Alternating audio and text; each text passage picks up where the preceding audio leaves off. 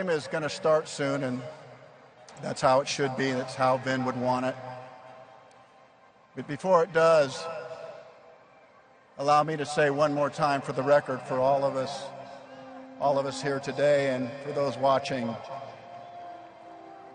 that we will miss you, my friend.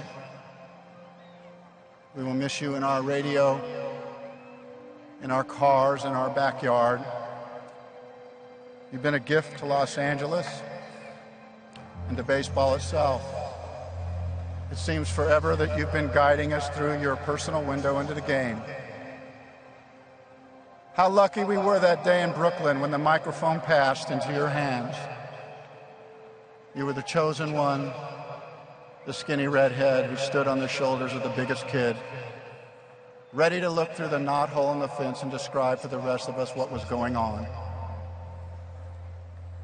You were better than a golden ticket. You invited us all to pull up a chair, spend the afternoon, and then proceeded to walk us into the next century. You did it in a style so friendly and unique, so effortless, that years from now we will not be able to explain it to those who never heard it for themselves.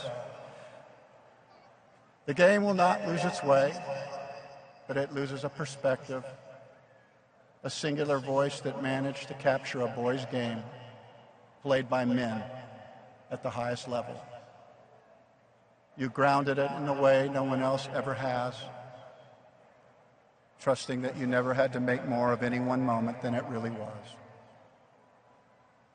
We couldn't be Kirk, and we couldn't be Sandy, but somehow you found a way to put us all in the batter's box, to put us all on the mound.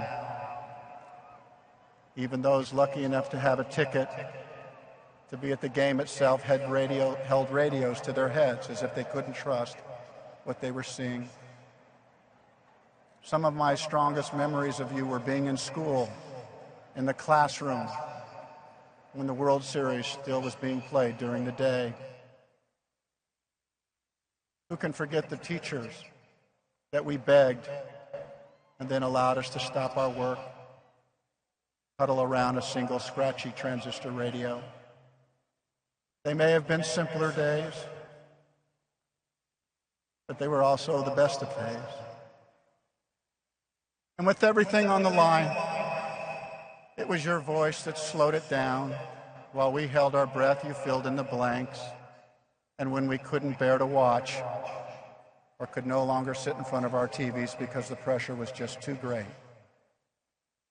you were at your very best.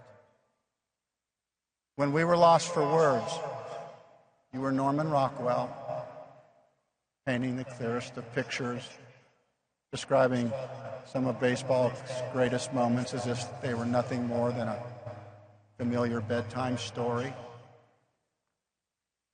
For 67 years, you managed to fool us into believing that you were just a sports announcer, when in fact you were really a poet, a wordsmith. It was a nice trick, and after almost 7 decades, you might have thought that we would have caught on. But now the masquerade is over, and the jig is up. We're all taking deep breaths, Vin. We're all struggling with our own emotions as we admit that we're down to our last 3 outs with you. Thanks for always giving it to us straight, the inning and the score. Thanks for helping us to understand the drama. Instead of being above the magic, you chose to marvel at it with us. It was through you, in a game that some call too slow, that we finally began to understand its charm, the slow drift down a lazy river. Compliments are not easy to come by in baseball. They're not given lightly by the players. When they come, they're usually offered up in the simplest of words. Your name is spoken with reverence, afforded only the greatest of players. A universal respect that is simply confirmed by quiet nods. The players would call you a gamer, a guy who never missed a start, a 9-inning pitcher who always kept you in the game, a guy who always gave you a chance to win. And if you never played the game, you might think it should be more to describe that kind of greatness. But in this game, it's all you need to know about a man. And if anyone ever wondered what it might feel like to have Vin Scully call your name, I can tell you for sure that it must be something close to heaven. I wasn't a player, but for love of the game, I had that moment. You called my imaginary name in my imaginary perfect game, and no one can ever take that away. So as the game gets closer, and we know that you have to move up to the press box, don't mind us as we turn in our seats to look up one more time. Forgive us our silly wave, our clumsy toast, our personal salute. And should your mind begin to wander as the innings start to slip away, we already forgive you. If the memories suddenly become too thick, then just stop and look around. You're our George Bailey, and it has been a wonderful life.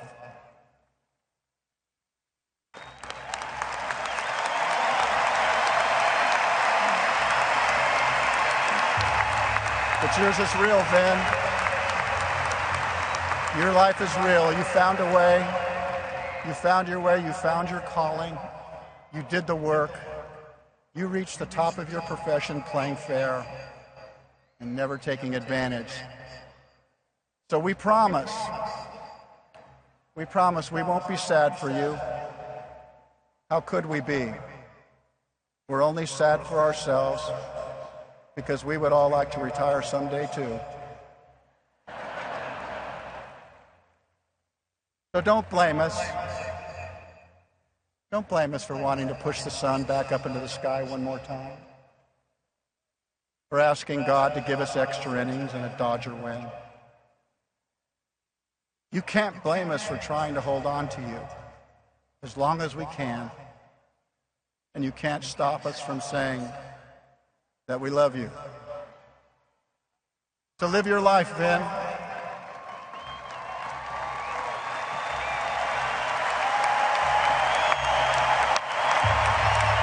Live your life and see the world with your sweetheart. And shame on us if you ever have to pay for another meal in public. So let's all stand as we just say goodbye to this man.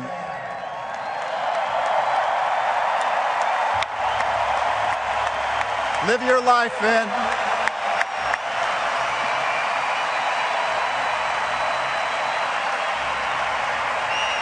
Live your life.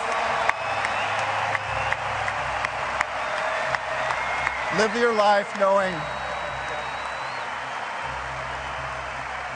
Live your life knowing that you made a difference in ours. And trust that the list of the greatest baseball announcers in this century and the last, when they're finally drawn up, and the debate about who sits at the top heats up, as it no doubt will, that we won't engage and we won't disparage any colleague you might have admired. We will simply smile and acknowledge that if your name is not on, then it isn't a list at all. You leave us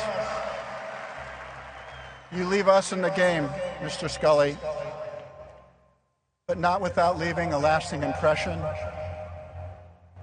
and not without taking a piece of our broken baseball heart.